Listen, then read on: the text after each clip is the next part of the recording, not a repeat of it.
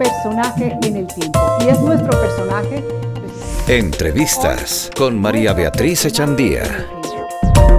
Hay personas que creen que cada uno construye su propio camino. Hay otras, en cambio, piensan que el destino está escrito y no hay nada que hacer. Lo cierto es que la vida de la invitada de hoy aquí en El Tiempo Televisión, pues parecería decirnos que, al parecer, todo lo que le ha pasado estaba predestinado. Así que eso lo descubriremos en esta charla con Mayida Isa. Mayida, gracias por haber aceptado esta invitación aquí en El Tiempo Televisión. Gracias a ti, María Beatriz. Es un placer. Muchas gracias. Lo cierto es que su historia no podemos decir menos si tenemos en cuenta pues que usted pertenece a una familia verdaderamente destacada en el mundo artístico, aunque usted no haga alarde de eso, hay que decirlo, usted es nada más y nada menos que la nieta de Teresa Gutiérrez, sobrina de dos grandes actores como María Margarita y Miguel Baroni, pero usted ha hecho su propia carrera con su propio nombre. Sí, además como nuestros apellidos no se relacionan, pues al principio de mi carrera nunca nadie hizo la relación mental y les tardó añitos, se les llevó añitos hacer la relación familiar, pero creo que eso jugó para bien.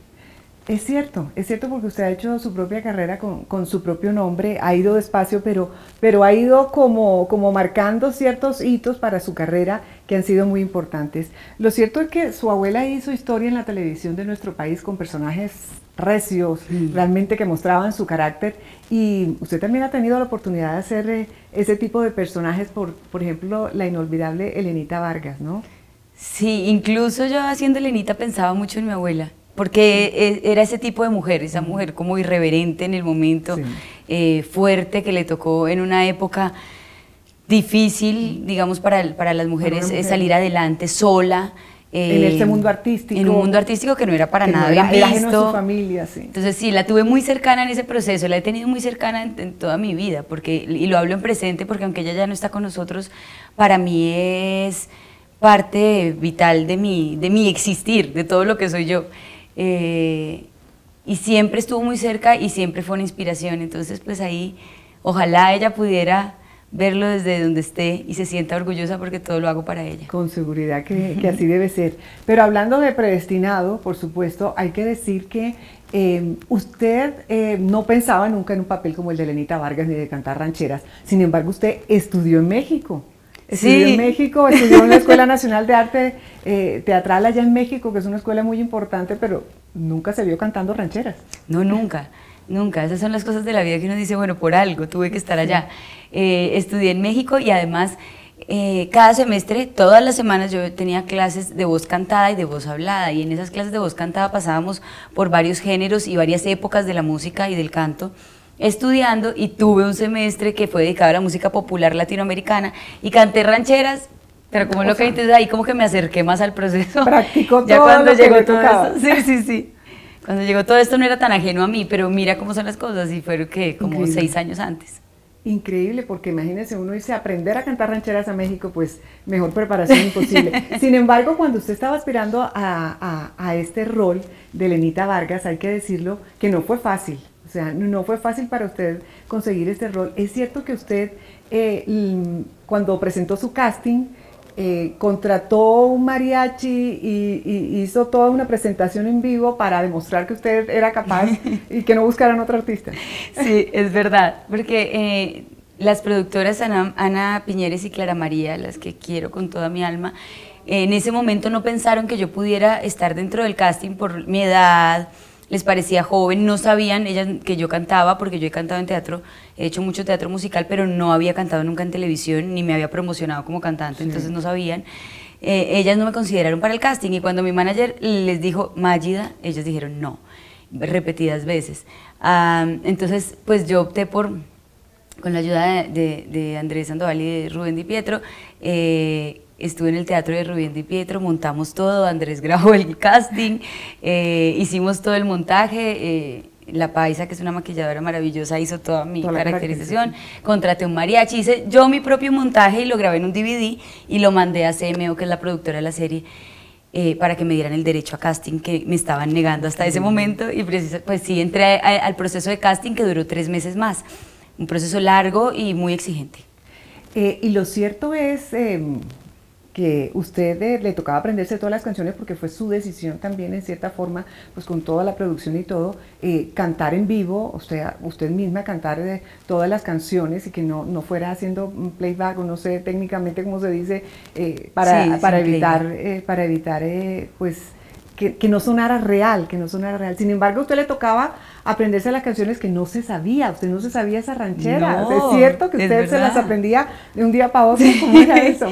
Yo me aprendí varias antes de comenzar a grabar, escuchándolas y tratando de descifrar a Elenita, pero pues dependiendo de los derechos y de qué canción elegían para qué capítulo, pues a veces me llegaba la información un día o 2 días antes, entonces tocaba aprenderse la canción la noche anterior. Que fuera grabado en vivo, claro, es una exigencia, pero también creo que fue la ganancia del proyecto. Creo que el director que defendió tanto ese proceso tuvo toda la razón. Realmente lo importante de Elena era su interpretación y la gente la sentía cerca y la gente tiene tanto amor por cómo ella interpretaba y cómo cantaba, por su manera de decir, por su manera de cantar, por su manera de expresar. Entonces hacer un playback era quitarle un poquito de esa fuerza de interpretación, y eso yo creo que fue lo que me permitió acercarme más al público a pesar de no ser idéntica mi voz a la de Elena. Sí, porque de pronto al principio la gente decía, no, es que llegar a ese punto como de ese rasgado y esa, bueno, por eso se llamaba la ronca de oro, que esa característica que tenía ella no era fácil. Sin embargo, en la interpretación fue la clave para sí, identificarse con el personaje, ¿no? Sí, la interpretación, y en ese sentido yo canté en los tonos de Elena, que es un tono o a veces casi 2 tonos abajo de lo que yo suelo cantar. Ricardo Torres, que es el músico que hizo las canciones de la serie, y Nicolás, que fue el encargado de toda la musicalización, me ayudaron también mucho a que descifráramos cómo podíamos acercarnos a esa voz de Elena, y yo estudiaba las canciones como si fueran como una partitura. Yo ponía aquí susurra, aquí no canta sino que habla, aquí rasga, aquí respira. Es un trabajo muy minucioso y que le trajo pues muchas satisfacciones, por supuesto, dentro de su carrera, muchos aprendizajes. ¿Cuesta trabajo desprenderse de ese tipo de personajes o no, Mayra? Emocionalmente sí, gracias a Dios no me costó trabajo, digamos, en mi parte laboral, porque empecé con Telecé del proceso de Lady, que era opuesto, o sea, no tenía nada que ver una cosa con la otra, pero a nivel emocional desprenderse de las personas que se han hecho tan cercanas y en realidad La Ronca se hizo un lazo afectivo muy importante con la familia de Elena, con sus amigos, con Ana y Clara, con los directores Clich y Liliana, con mis compañeros. El lazo se hizo tan fuerte que me costó mucho trabajo desprenderme, y todavía les escribo y les digo que los extraño. Claro que sí. Usted mencionaba otro proyecto muy importante en su carrera, por supuesto, que viene ese contraste después de ese personaje, el personaje que usted hace en La Vendedora de Rosas. Es muy distinto porque es el papel de una madre en unas circunstancias muy difíciles. ¿Cómo encarna uno un personaje de estos en un ambiente tan cruel como el que vivía en ese momento la mamá que tiene que entregar a su hija, en fin, todas estas circunstancias? Bueno, me tuve que acercarme a la realidad, ir a la casa de Lady, conocer a su mamá, estar en Medellín por un tiempo, visitar los lugares donde ella vivía, ver cómo son las condiciones reales y cotidianas de vida que los obligan a actuar así. Cómo vive una persona, de eso depende cómo decide, cómo piensa, qué hace. Entonces, sí fui y me acerqué porque me parecía importante, por respeto a Lady también y a su mamá, y es una responsabilidad muy grande hacer de alguien que existe. Eso le iba a preguntar, porque en el caso tanto de Elenita como de la mamá de Lady, son 2 personas que existen, es decir, no es ficción, es casi como una responsabilidad con esa familia, ¿no? Sí, para mí fue una responsabilidad muy grande en los 2 casos, y hay que ver cómo respetas esa realidad, cómo llevas esa realidad a tu personaje, pero existe también la parte de la ficción, que los personajes no son exactamente calcados de la vida real. Entonces, hacer como esa unión entre las 2 cosas, me parece, no es a veces tan fácil cuando uno sabe que la persona, digamos, existe, ¿no? Y lo está viendo y claro, se tiene que sentir respetado. Pues era una historia tan fuerte que es cierto que usted hubo capítulos en que lloró realmente de lo que se estaba viviendo como cuando ella como mamá le toca entregar a su hija.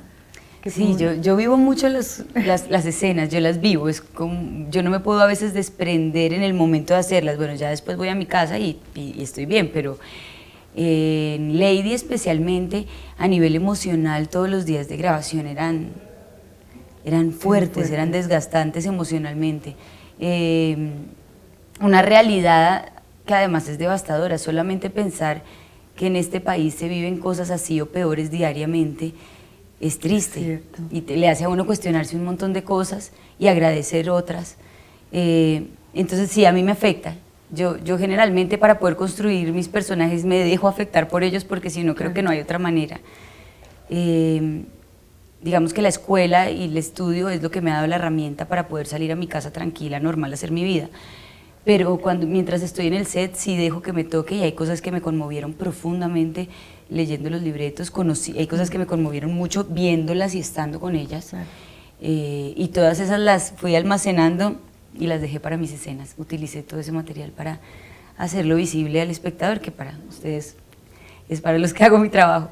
Por supuesto, lo que pasa es que para el televidente definitivamente eso es esa manera como un artista aborda un personaje y nos lo hace llegar, pues es casi una cuestión de magia y yo creo que eso es lo que se proyecta tanto en el cine como en la televisión. Pero bueno, en este momento tenemos que hacer una pausa en esta charla con Mayida Isa, pero ya regresamos para que nos cuente qué tiene que ver ella con las barracudas de ojos azules y por qué muchos la consideran una diabla. Pero también para que nos hable un poco de ese sueño no cumplido. Ya regresamos.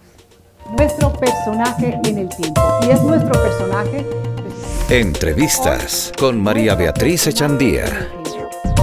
Y seguimos en esta deliciosa charla con Mayida Isa, esta reconocida actriz colombiana querida por todos los televidentes. Y hay que decir que ese es su nombre real, muchos piensan que es un nombre artístico. ¿Es cierto que tiene ancestros libaneses, Mayida? Sí, por parte de papá, mis abuelos por parte de papá. Y sí, Mayida Isa es mi nombre y apellido. Incluso cuando comencé a hacer televisión me decían, pero cámbiese el nombre que está muy difícil, póngase un nombre artístico, no sé, Ana Pérez, lo que sea. Sí. Y yo decía, no, pero ¿cómo? ¿Yo cómo voy a voltear cuando me llamen Ana? No, imposible. No me acuerdo. No me acuerdo, sí. Ese es mi nombre. Y dicen en su casa que usted desde muy niña ya cantaba, le encantaba pues actuar y cantar, que eso es una cosa que ha estado siempre con usted y no solamente porque esté en la familia, sino que desde niña usted lo hacía y tal vez por eso llega a estudiar inicialmente al Teatro Libre, ¿no? Sí, al Teatro Libre, es verdad, yo hacía el oso desde chiquita con actitud, pero hacía de todo, me metía a cuanto concurso de danza, de baile, de canto. Salgo del colegio y yo decía, pero no sirvo para nada, Dios mío, a mí lo único que me gusta es el teatro, pero pues yo no sirvo para nada, ¿qué estudio? No, pues me voy a ir al Teatro Libre mientras decido qué voy a hacer con mi vida. Y después del primer semestre en el Teatro Libre me di cuenta realmente que no podía hacer nada más y que eso era lo mío y que ahí me quedaba. Estuve un tiempo en el Teatro Libre y después me fui para México. Esas relaciones entrañables que usted tenía con su abuela, tal vez dice usted que ella, por ese amor, no la criticaba mucho. ¿Ella qué le decía cuando la veía actuar? Es que ella no era objetiva. El amor le ganaba. El amor, sí. A ella le parecía que todo era perfecto, todo lo que yo hacía. Cuando usted empezó con eso de la actuación y todo eso, ¿qué le decía a ella? Digamos que de las cosas que ella sí me hablaba siempre, era de la disciplina, del trato con las personas en el set, del respeto al trabajo del compañero, de lo juicioso que debe ser un actor en aprenderse su letra, en estudiar, en buscar su personaje, y eso es lo que yo recibí de ella todo ese tiempo, ¿no? Enseñanza de su vida profesional y de su vida personal. Usted tenía una relación muy cercana, tanto que en el momento de su muerte usted era la persona que estaba con ella. Sí, un momento que recuerdo además con gratitud, un momento triste, pero Dios me dio la oportunidad de despedirme de ella de una manera que yo creería que pocas personas pueden. Yo alcancé a agradecerle, a despedirme y después de decirle todo lo que tal vez le tenía que decir, pues se fue. Y fue un momento llenito de amor. Pues sí, es un privilegio realmente poderse despedir de esa forma de los seres queridos, pero desafortunadamente nunca pudieron trabajar juntas. No alcanzaron a trabajar juntas y por eso hablaba yo como de ese sueño no cumplido, ¿no? Sí, ese es mi sueño no cumplido, María Beatriz. Me hubiera encantado, pero me hubiera muerto de la dicha. Sí. Claro que yo creo que los nervios no me hubieran dejado hacer nada. Sí. ¿Cómo hubiera sido? ¿Cómo se le imagina? ¿Hubiera sido como protectora o exigente? No, yo no creo. Yo creo que yo hubiera hecho como si yo fuera otra persona, otra actriz del set común y corriente. No creo que ella hubiera hecho una preferencia en ese sentido. Pero yo hubiera estado que me muero, yo hubiera no hubiera podido ni hablar. Claro, debió ser además ella intimidante por esa imponencia de su carácter y de cierta manera de ese respeto tan grande que todos sus compañeros le tenían, ¿no? Sí. Entonces. Sí, y yo viviendo como el otro lado, el lado del ser humano de ella, también me hubiera sentido profundamente afortunada de tenerla enfrente en un set de grabación y seguramente para mí hubiera sido más difícil que para ella, porque yo no hubiera sabido ni qué hacer. Bueno, un sueño me hubiera encantado. No cumplido, aunque tuvo ese momento con ella en su partida. Sin embargo, hay muchos otros sueños para Maya y Daísa que se han hecho realidad y esa labor y ese trabajo pues ha valido la pena porque ya tiene una proyección internacional. En este momento está en un personaje bien importante, pienso, en su carrera, que se llama La Diabla. Por eso hablábamos de cómo la ve la gente como una diabla, aunque todavía en Colombia no lo podemos ver, pero es un personaje bien difícil, Maya. Sí. Entro a la serie además en un proceso diferente porque la serie, ellos ya vieron la primera parte, esta es la segunda parte de la historia, el segundo libro de Gustavo Bolívar, y este personaje lo hacía María Fernanda Yepes, y entro yo en la segunda parte a interpretarlo. Entonces claro, había que hacer como un enlace ahí que no era tan sencillo. Un reto, un personaje diferente para mi carrera, una mala, muy mala. Es como la expresión descarada del lado oscuro del ser humano y así lo decidimos hacer con los directores. Y bueno, ya la van a ver. No creo que me quieran mucho. Pero esos personajes de mala son como agradecidos, ¿no? Para muchos actores estos personajes tal vez dentro del televidente tienen un impacto tal que son una exigencia muy importante para el actor, pero además son bien recibidos paradójicamente, ¿no?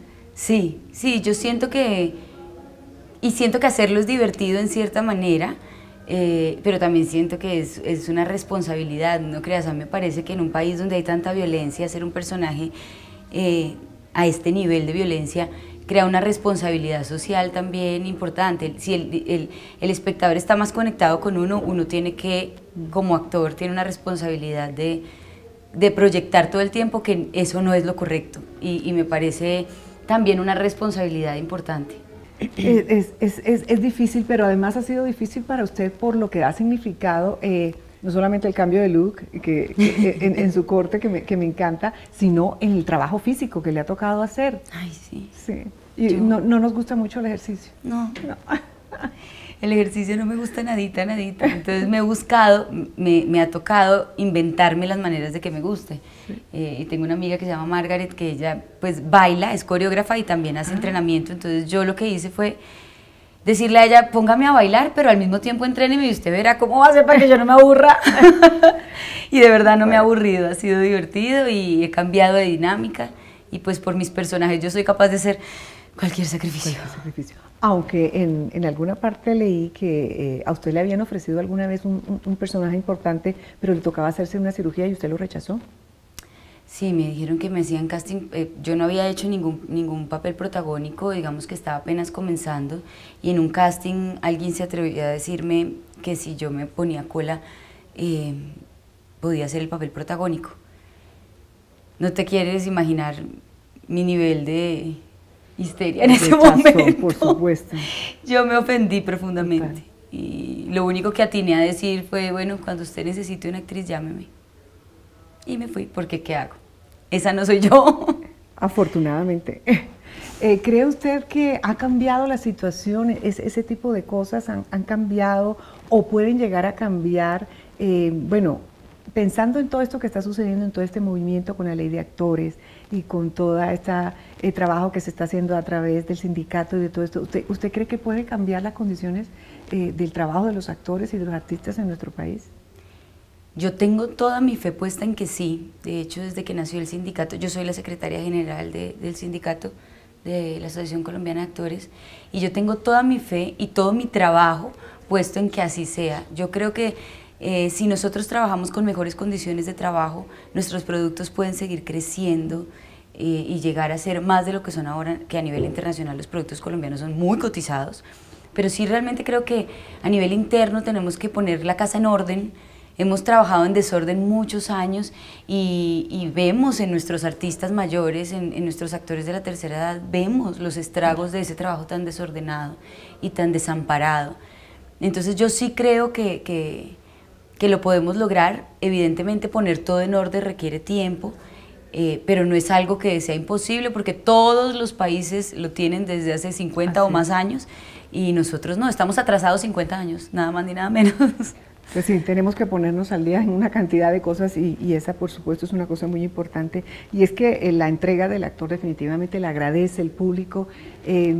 Por eso, por ejemplo, yo sé que siempre le recordarán a usted como esa ronca de oro, como independiente de todos sus otros personajes, y mucha gente pensó que usted con el éxito de cantar estas canciones iba a grabar un disco, sin embargo en ese momento no se dio.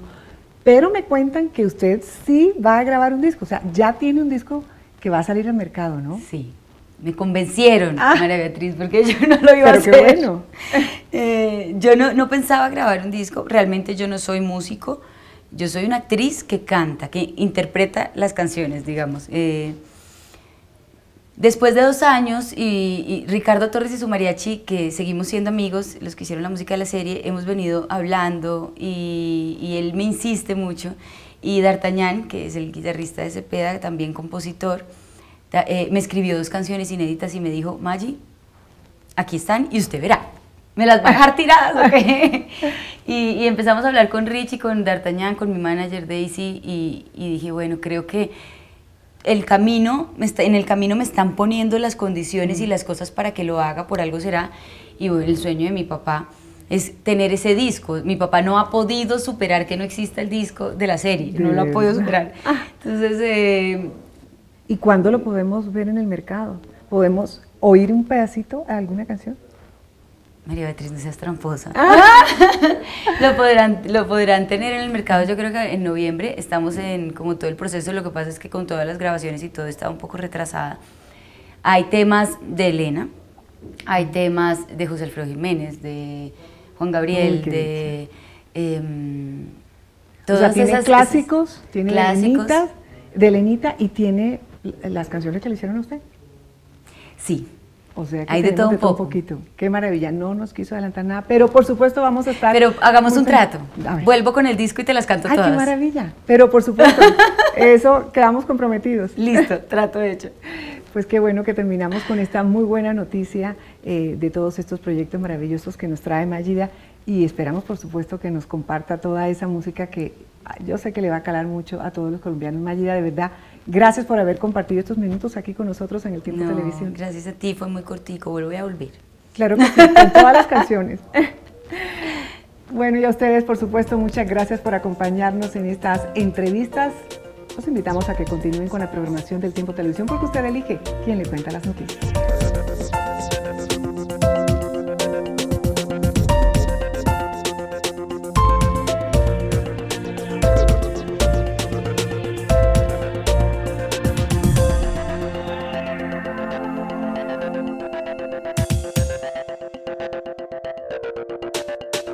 Nuestro personaje en el tiempo, y es nuestro personaje. Entrevistas con María Beatriz Echandía.